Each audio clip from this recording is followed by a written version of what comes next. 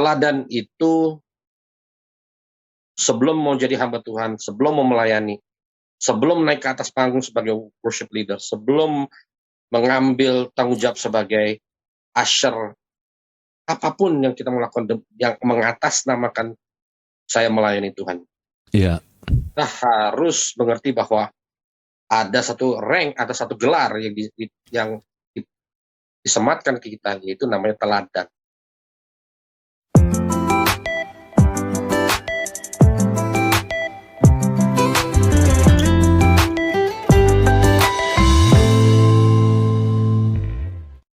Salam saudara, kita berjumpa lagi dalam program Redemption Issues. Kita membahas isu-isu yang ada, tapi dari sudut pandang Alkitab. Karena Alkitab, firman Tuhan ada pelita bagi kaki kita dan terang bagi jalan hidup kita.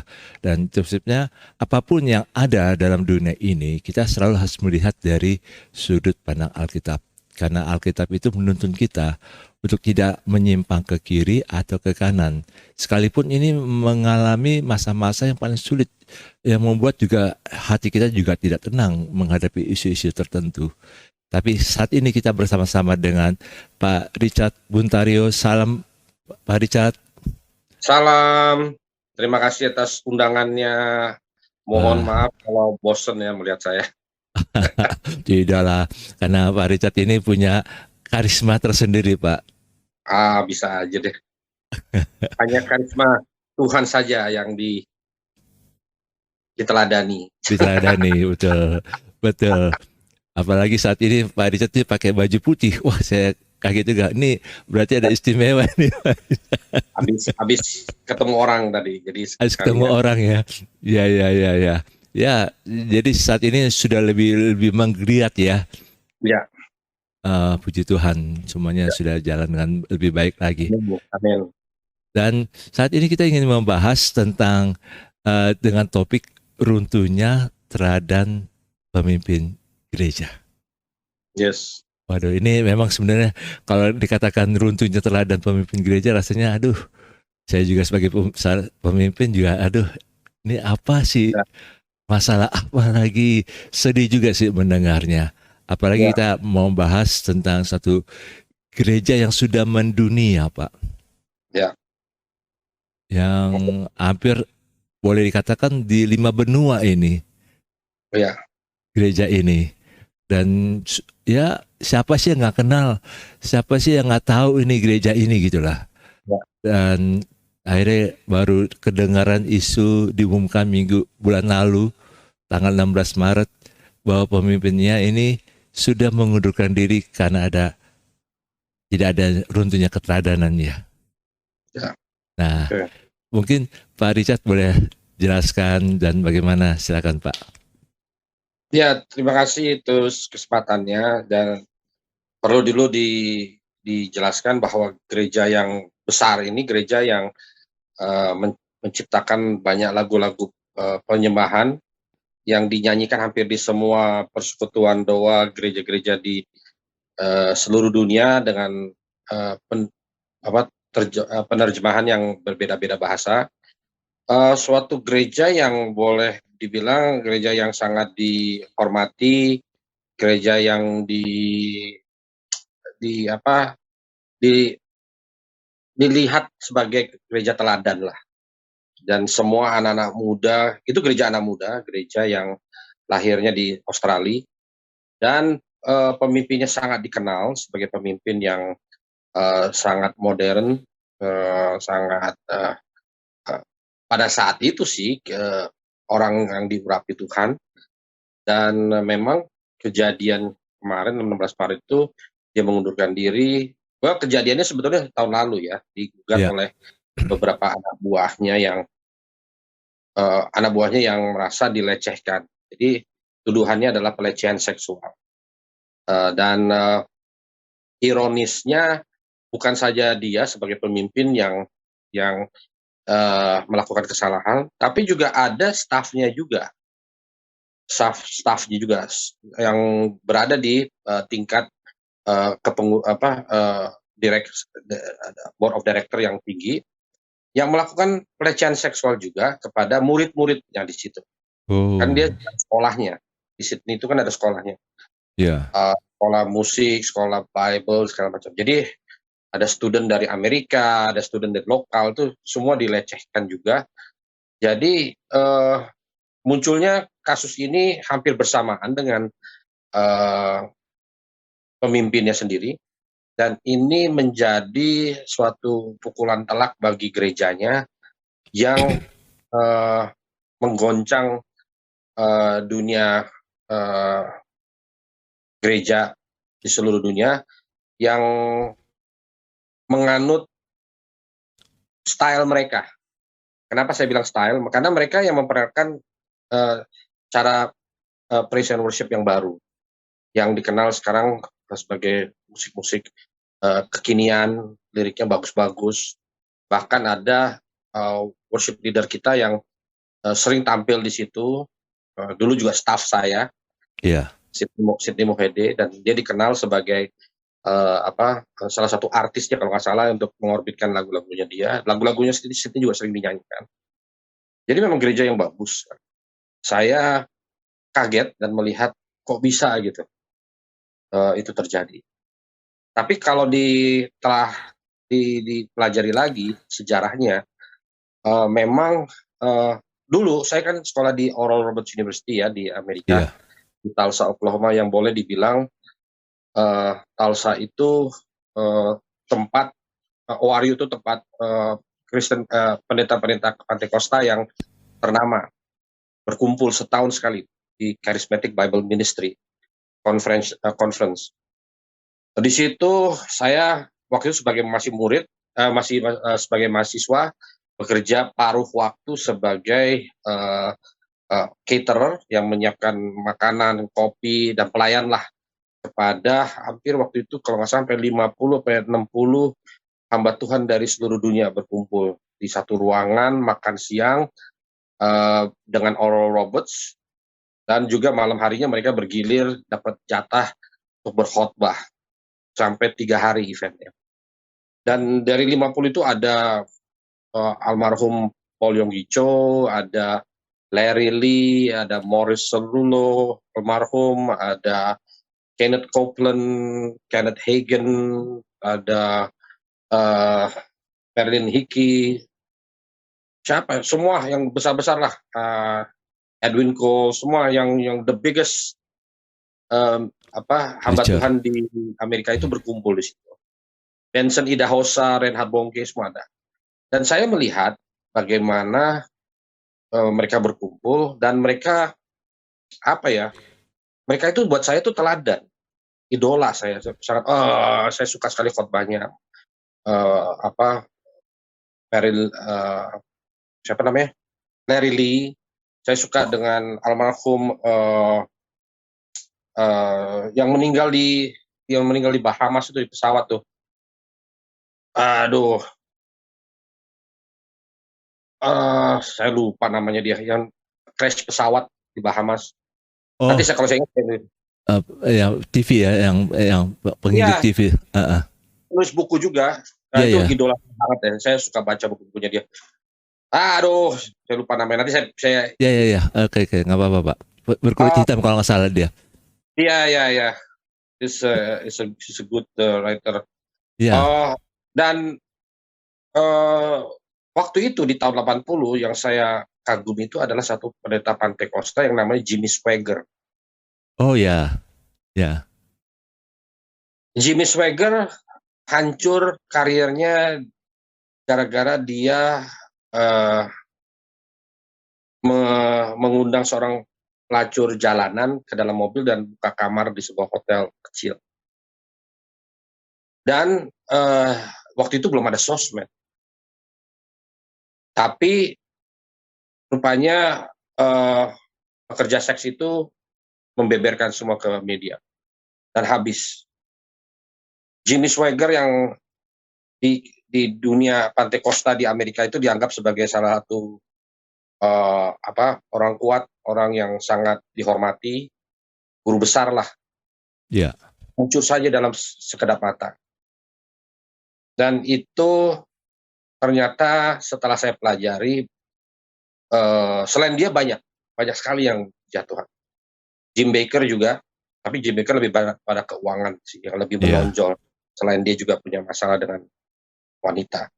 Dan banyak sekali yang jatuh itu karena perempuan. Eh, yang hasratnya tidak bisa ditahan dan merusak dan tanpa seperti benteng dalam hidupnya itu runtuh begitu saja. Dan itu terjadi pada pemimpin yang di gereja di Australia. Dan saya melihat bahwa itu sudah menjadi penyakit yang selalu ada. Ya seperti sekarang di zaman pandemi ini kan kita taunya ada penyakit baru nih setelah SARS, yaitu namanya COVID-19. Iya, betul. Apapun yang kita pakai setelah kita divaksin, ternyata COVID ini nggak akan hilang. It will always be there gitu. Dan ternyata penyakit ini yang ada di gereja ini sudah ada sejak zaman dulu ternyata. Banyak kisah-kisah, teladan-teladan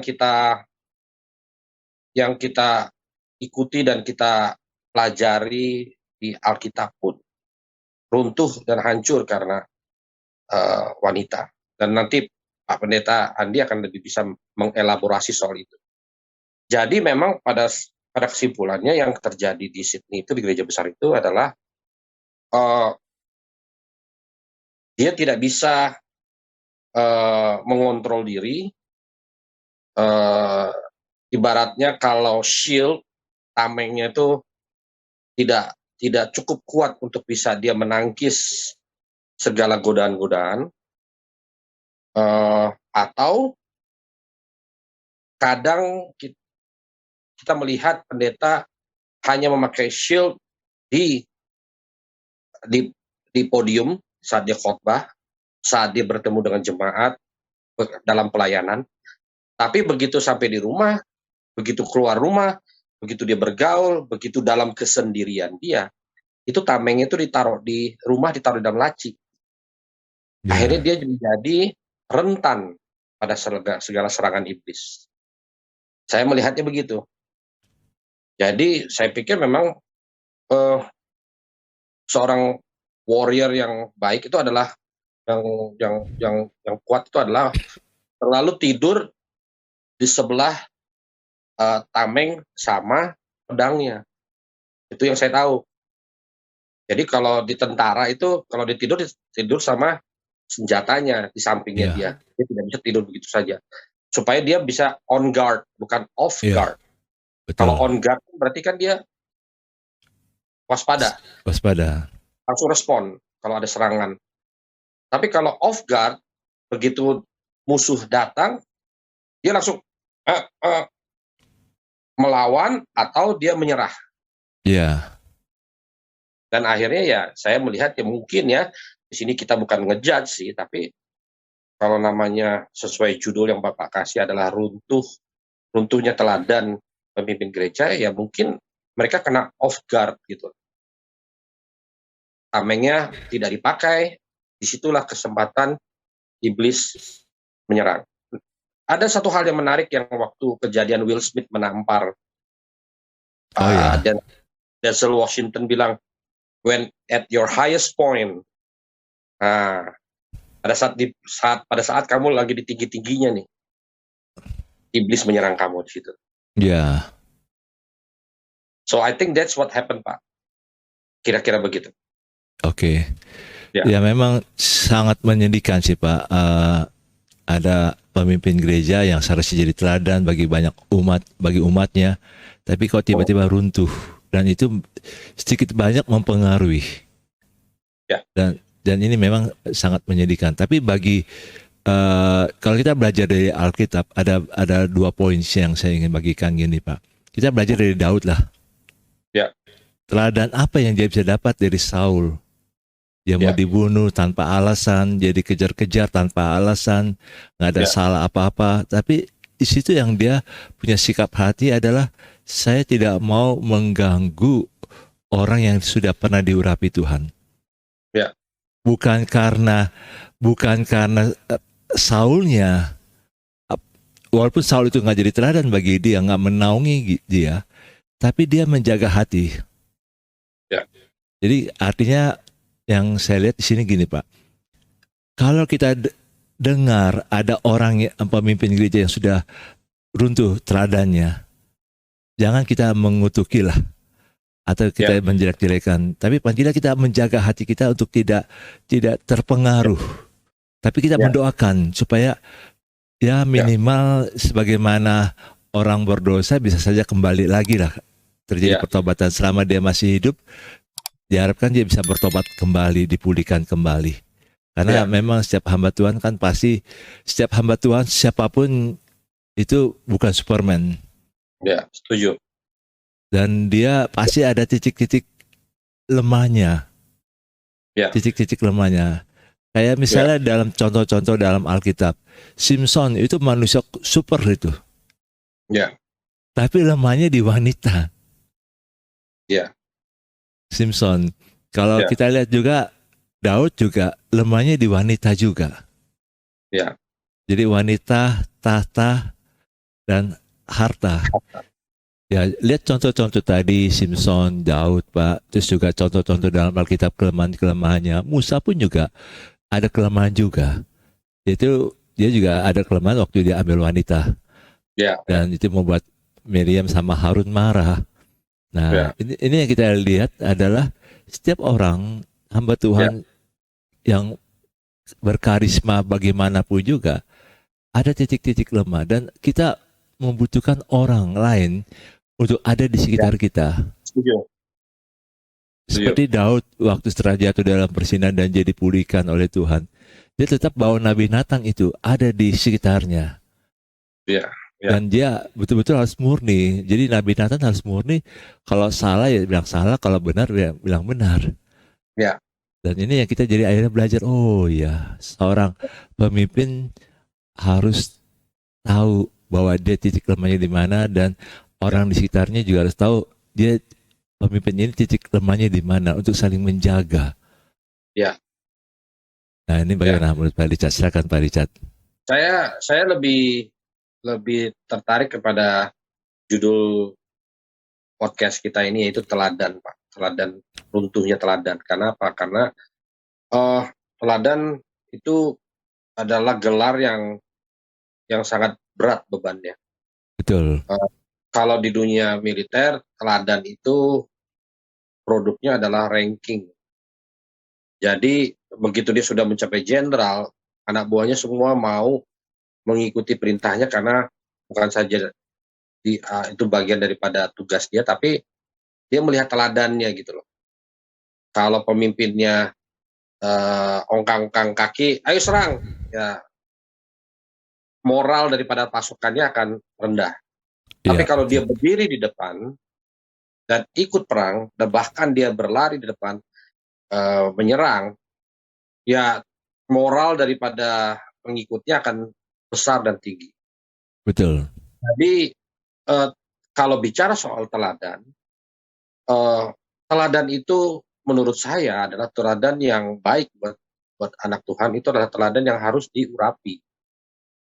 Jadi setiap kali kita mendapat tanggung jawab, kan kita selalu dipanggil ke depan, didoakan oleh oleh pimpinan Pak Pendetanya, dan yang diurapi oleh yang kita doakan adalah kepada Tuhan adalah urapan kepada teladan kita. Karena kalau teladan kita tidak diurapi dengan Roh Kudus, tidak dibungkus dengan Roh Kudus, tidak dikendalikan, dijaga, dipandu oleh Roh Kudus, ya akhirnya ibarat badan yang sangat rentan dengan COVID-19 tanpa vaksin lagi.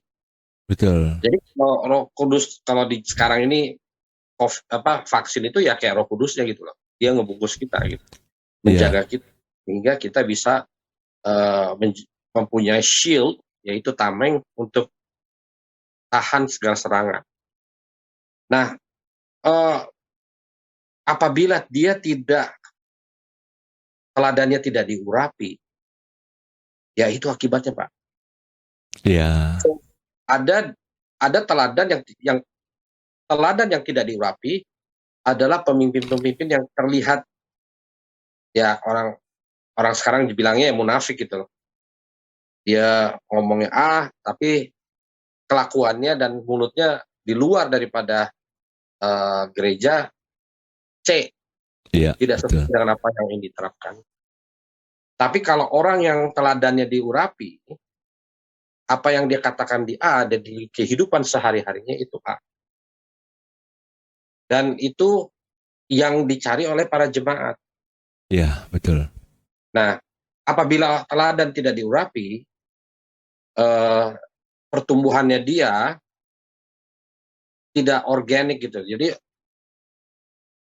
ya segala macam pengaruh ada. Sekarang saya dengar ada pendeta yang saya bantu dari zero menjadi pendeta yang sukses. Tiba-tiba dia flexing mamer, Iya, dia ke luar negeri, gara-gara sekarang dia sudah bisa traveling, dia Menara Eiffel, jembatan San Francisco, makan enak segala macam.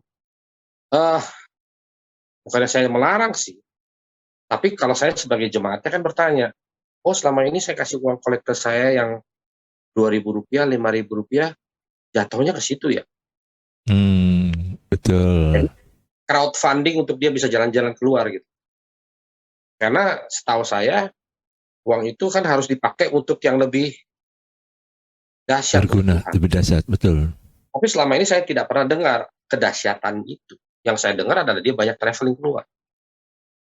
Oh saya pelayanan dong di Amerika. Saya bilang iya, di Amerika pelayanan kan untuk fundraising, dia dapat duit lagi dari persembahan kasih dari gereja-gereja yang dia mampir khotbah dan bersaksi.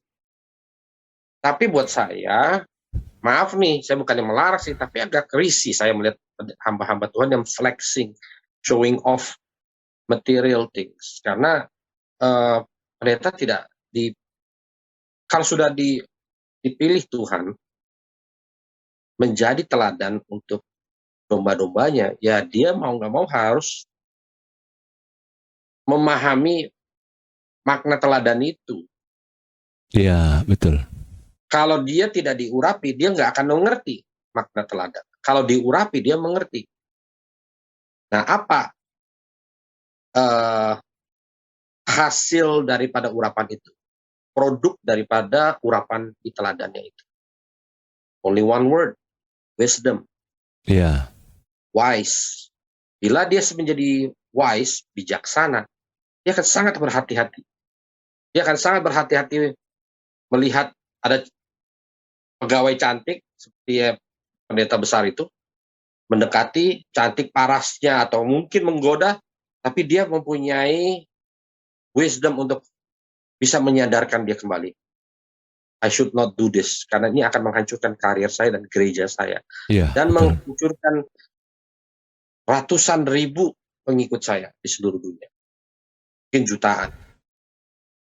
Nah, itu yang menurut saya selama ini banyak pendeta yang hanya menjalankan teladan yang telanjang artinya.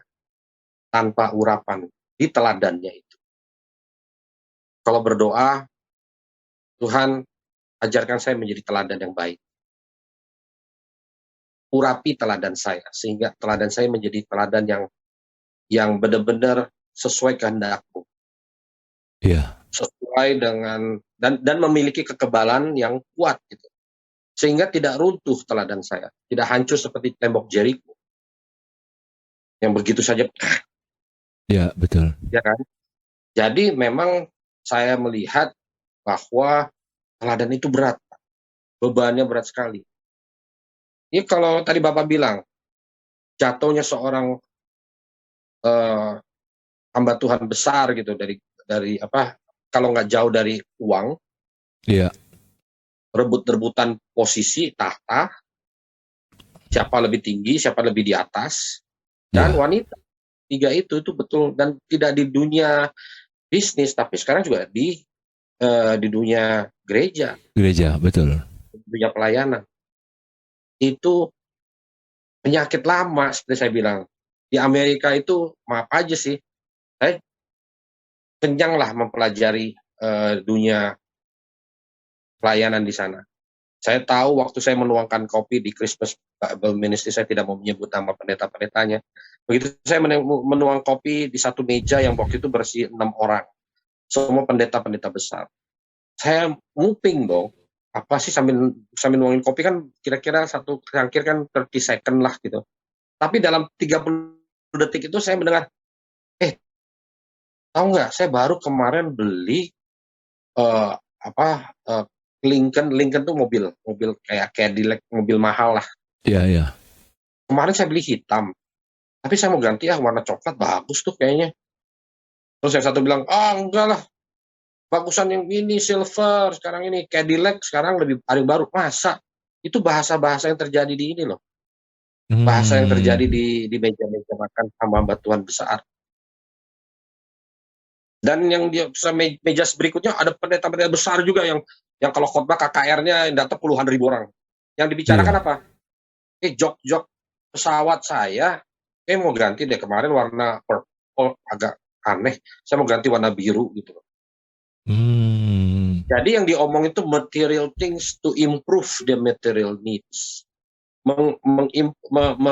Meningkatkan, memperbaiki hal-hal material mereka. Ekspektasi saya dong, Iya. ngomong soal, itu gereja ini mesti dibantu nih, gentengnya hancur, atau ini saya mesti perbaiki karena pelayanan ini kurang sempurna. Enggak loh, Oh di gitu meja Pak. makan pembicaranya biasa seperti pedagang biasa. Hmm. Jadi saya sejak itu mendengar itu, saya adalah domba yang nggak sengaja berada di meja itu, langsung saya, bahasa zaman sekarang, ilfeel sama pendeta itu. Saya bilang, "Ah, Oh. enggak lah, saya udah nggak mau lagi dengar khotbah dia, saya tidak mau." Dan waktu saya mengantar dia ke belakang panggung, sebelum dia tampil, dia sempat menyapa, karena saya kan hanya salah satu student internasional yang tidak nggak diperhatikan. Tapi karena saya nganterin, saya usher dia dari tempat makan, udah waktu dia harus naik ke panggung, "Nama kamu siapa?" "Oh, saya Richard." "Kamu dari mana?" "Oh, saya dari Indonesia, saya international student di sini." "Oh, oke, good good." Ini sambil lagi praise and worship tuh, dia di belakang horden besar. Jadi kita berdua di situ. "Oke, oke, good good good good." Saya bilang, "Kapan-kapan datang dong, khotbah di negeri saya biar KKR." "Oh, oke, atur aja. Oke, atur aja, kalau semua lancar saya datang." "Oke, saya show Hmm. dulu ya, saya mesti show dulu." "Showtime, ayo showtime." Saya kaget loh, showtime showtime gitu. Oh Jadi gitu. jadi seperti kayak saya sedang mengantar Michael Jackson ke atas panggung gitu. Dia pemanasan, showtime, Iya, iya. tarik nafas, gerak-gerak badan. Jadi, teladan yang di depan panggung sama teladan di belakang itu beda sekali. Saya sampai terkaget, saya pulang saya cerita sama roommate saya, bilang, "Tahu nggak itu pendeta yang kita idolakan, gila dia memperlakukan pelayanan dia tuh seperti entertainment showbiz gitu." Oh.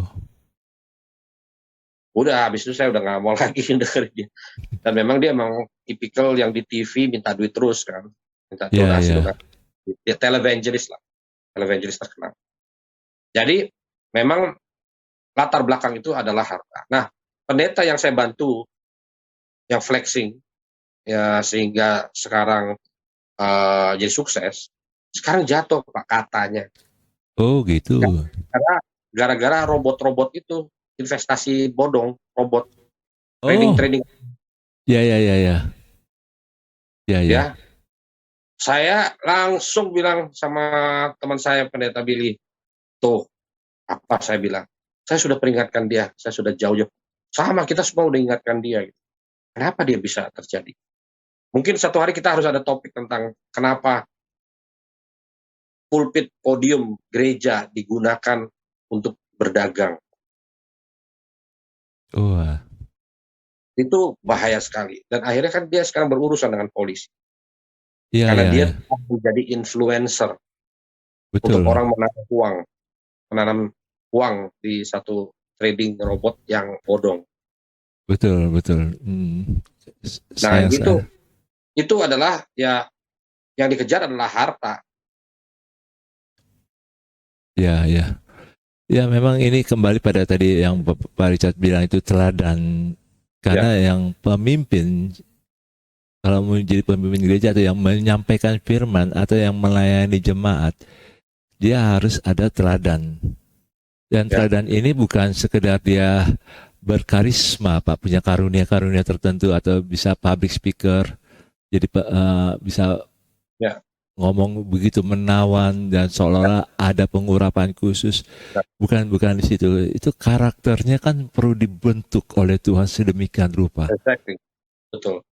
Iya, karena seseorang yang hebat pakai metode apapun juga, saya selalu lihat sebelum dia pakai metode, metode itu bisa siapa saja bisa pakai sih Pak. Tapi yang paling penting proses dia, proses Tuhan dalam hidup dia. Sebelum dia dipakai Tuhan luar biasa, itu yang lebih Ya, penting.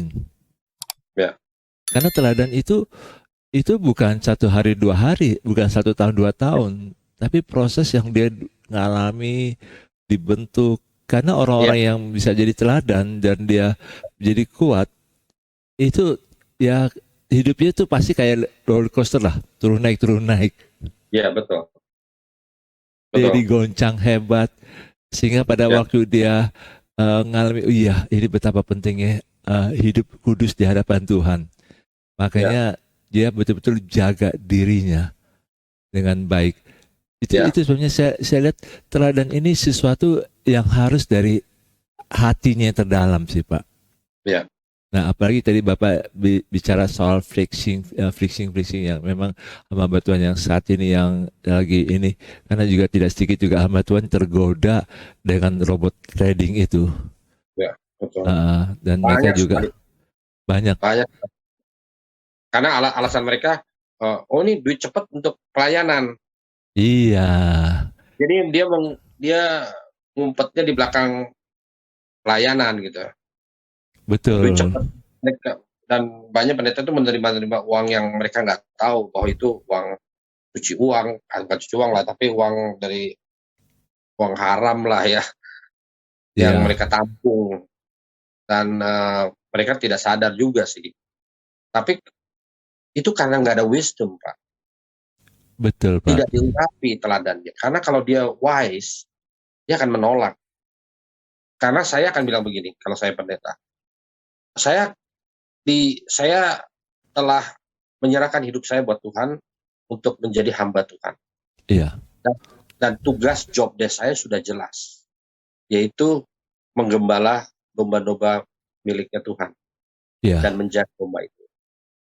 Kalau Anda menggoda saya untuk buka warung di sebelah pohon di mana ada domba-domba sedang saya jaga, itu sudah keluar dari job desk saya.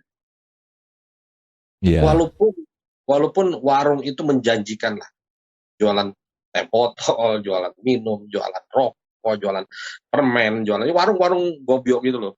iya, iya, Walaupun itu menjanjikan income yang besar untuk membantu saya supaya pelayanan saya, supaya domba saya lebih lebih terawat dan urus dengan baik. Yes, I agree. But saya merasa bahwa itu akan mengeluarkan saya dari jalur yang saya sudah komit kepada Tuhan saya, yaitu menggembala domba-domba saya ya dengan cara-cara Tuhan, bukan cara-cara lain gitu. Nah, trading robot ini akhirnya membuktikan bahwa mereka itu bisa digoda oleh iblis untuk keluar jalur. Saya jadi iya. kasihan teman-teman saya pendeta itu. Stres Pak tiap malam karena menunggu panggilan polisi. Oh, Menunggu kasihan. momennya apakah saya akan dijadikan tersangka apa enggak. Wah itu di posisi yang paling gak enak sih. Iya, iya, Ya jadi dia sudah minta maaf ke semua orang, dia sudah belajar dari kesalahan. Iya, tapi proses hukum ya tetap jalan. betul. Ya, kita mendoakan supaya dia jangan kena dan dia akhirnya belajarlah dari kesalahan itu. Dulu waktu saya kenal dia Pak, dia di bawah minus Pak, nol Pak. Oh, Dia sendiri gitu. bilang, kondisi saya minus. Saya datang dari Surabaya ke Jakarta, kondisi saya minus nol. Mencoba punya program Kristen di TV, gagal. Pak Richard direkomend sama Pak Billy Lantang, tolong bantu saya. Saya bikin programnya buat dia, saya mentorin dia Pak, sampai jadi. Sampai fundraising, saya bikin sistem fundraising yang baik. Sistem keuangannya saya atur yang baik. pelayanannya jelas, produk-produk talk show-nya bagus. Jadi uang masuk mengalir dengan mudah karena ide saya, Pak. Iya, iya. Begitu dia udah mulai banyak uang, ya mungkin dari situlah out of control. Karena uh, you ada satu spirit jelek yang masuk ke dia mungkin, yaitu greed, serakah. Iya, greedy. Karena mau more, mau more. Kenneth Copeland pendeta kecil dulu, tapi akhirnya dia mau more. Sekarang sudah punya 1 pesawat, pengen punya 2 pesawat pribadi. Sekarang pengen punya 3 pesawat. Sekarang dia sudah punya 4 pesawat. Nggak pernah puas. Buat supaya mempermudah saya kalau di kan ada di video YouTube. Saya kalau traveling airport umum saya dicegat, diminta foto-foto, jadi buang waktu saya.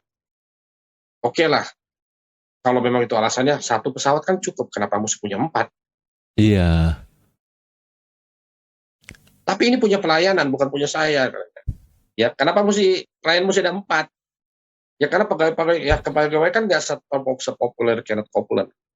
Jadi banyak pendeta-pendeta itu yang greed ya, hidup di dalam pelayanan. Tapi ada tumor yang namanya greed, serakah itu menempel di dia sehingga he wants more ya, akibatnya begitu. Nah ini sekarang sudah mulai di pendeta-pendeta kita di Indonesia. Iya. Tidak mau ketinggalan gitu.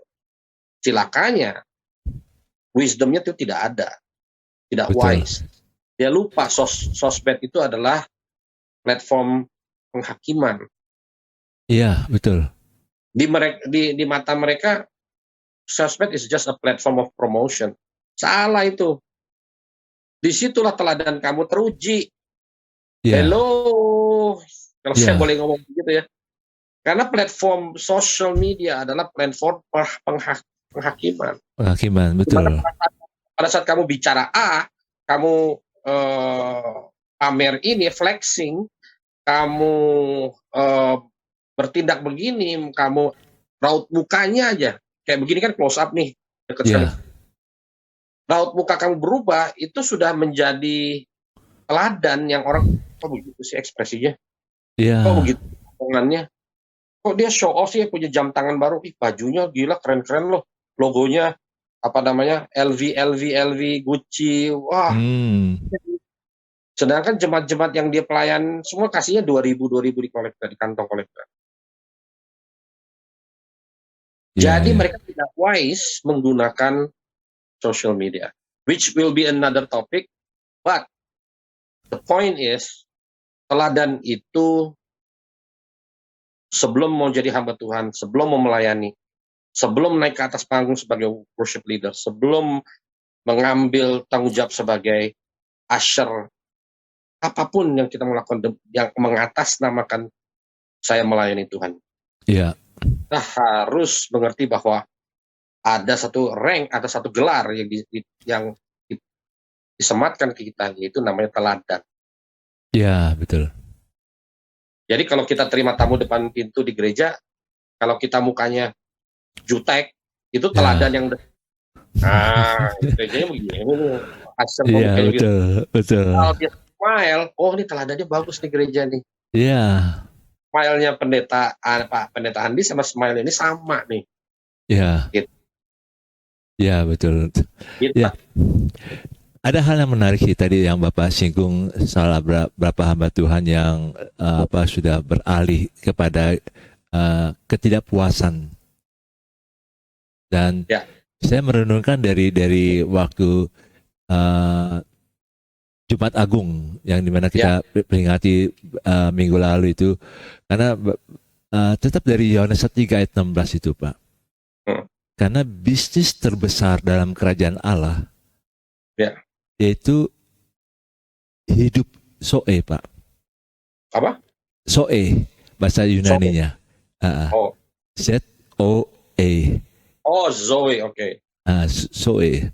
Nah, Zoe. Jadi artinya Tuhan mau mati di kayu salib karena supaya kita boleh terima hidup itu. Ya. Dan apapun yang kita alami, hidup itu lebih penting sih. Hidup Ya. yang dari Allah. Karena kata Zoe itu artinya kan hidup Allah yang Tuhan berikan kepada kita. Ya. Dan itu bisnis terbesar sepanjang masa dari Tuhan kita. Tapi sangat disayangkan kalau misalnya hamba-hamba Tuhan lebih beralih kepada kekayaan dunia ini. Makanya Ya. Tuhan Yesus kan ajarkan kita, jangan khawatir dengan apapun yang kamu pakai, apapun yang kamu mau makan. Tapi ditutup sama Tuhan Yesus, tapi carilah dahulu kerajaan Allah dan kebenarannya, maka semua itu akan ditambahkan kepadamu. Artinya kita jangan khawatir lah dengan apapun yang kita mau pikirkan, atau mau jadi kaya, atau orang lain lebih hebat daripada kita, orang lain punya kekayaan yang lebih hebat daripada kita. Itu bukan hal yang utama kok. Hal yang utama daripada kita ini yang dipanggil Tuhan untuk melayani Tuhan adalah ini bisnis terbesar loh. Ya, betul. Hidup Allah yang diberikan kepada setiap manusia, dan bagaimana setiap manusia yang sudah terima hidup Allah itu bisa hidup benar di hadapan Tuhan. Ya. Ya. Dan itu sebabnya ini hidup Allah ini dalam diri kita ini sesuatu yang sangat penting, sehingga jangan sampai terjebak dengan kekayaan, Pak. Ya. Dengan harta yang ya mungkin kita bisa tergoda, mungkin kita dibilang kamu pendeta yang miskin, kamu nggak ada pengurapan, kamu pendeta kecil, kamu hanya bisa di desa. Saya sih pikir mau di desa mau di kota, yang penting dia taat sama Tuhan, ya penginjilan hebat, itu orang yang memang bisa jadi nanti di kitab Wahyu itu salah satu dari 24 tua-tua itu, Pak. Iya. Karena belum tentu yang 24 tua-tua itu orang-orang yang punya pesawat jet 4, pesawat jet 5, pesawat pribadi yang ini, dan dia dikenal oleh banyak orang di seluruh dunia, belum tentu. Karena bisa jadi orang yang di desa, orang yang nggak punya apa-apa, yang memang hidupnya menderita. Makanya kenapa Zoe itu membuat orang-orang Kristen di gereja mula-mula itu, mereka mau mati bagi Yesus kok. Iya, betul. Mereka nggak mau korbankan. Itu yang kita harus ini yang hilang, Pak. Zaman sekarang ini jarang diajarkan oleh gereja. Iya. Gereja lebih utamakan zaman sekarang ini adalah kemakmuran, kekayaan, kesuksesan. Makanya tuh akhirnya keteladanannya jadi runtuh. Iya. Karena fondasinya sudah lemah, bukan hidup Allah lagi, tapi hidupku ini bagaimana gitu sih. Ya. Jadi orientasi pada diri sendiri.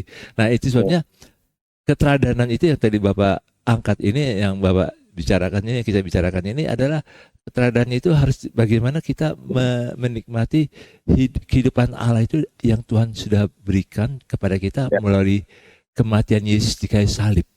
Ya.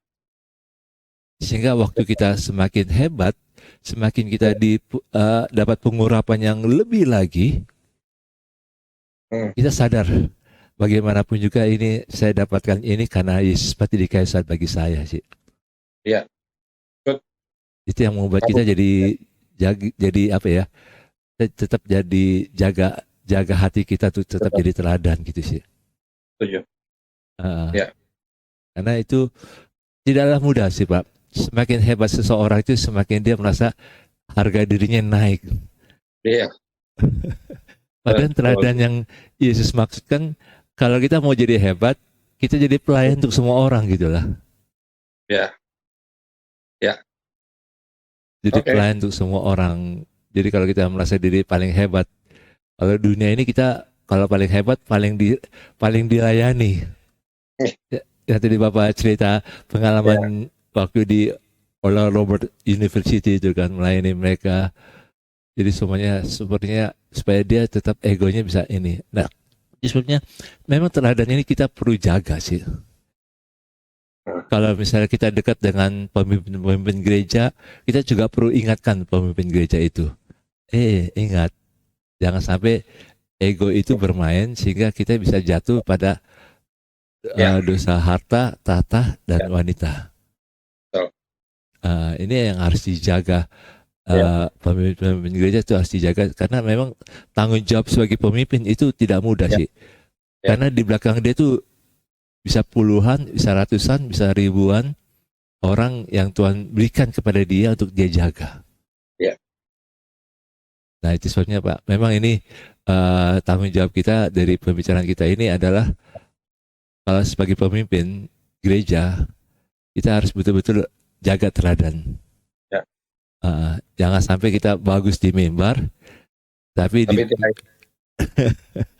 tapi saya tutup dengan gini Pak. Ya Pak. Bahwa teladan core-nya, inti daripada teladan itu adalah yang menyatukan teladan, membentuk teladan yang baik, itu core-nya itu adalah wisdom.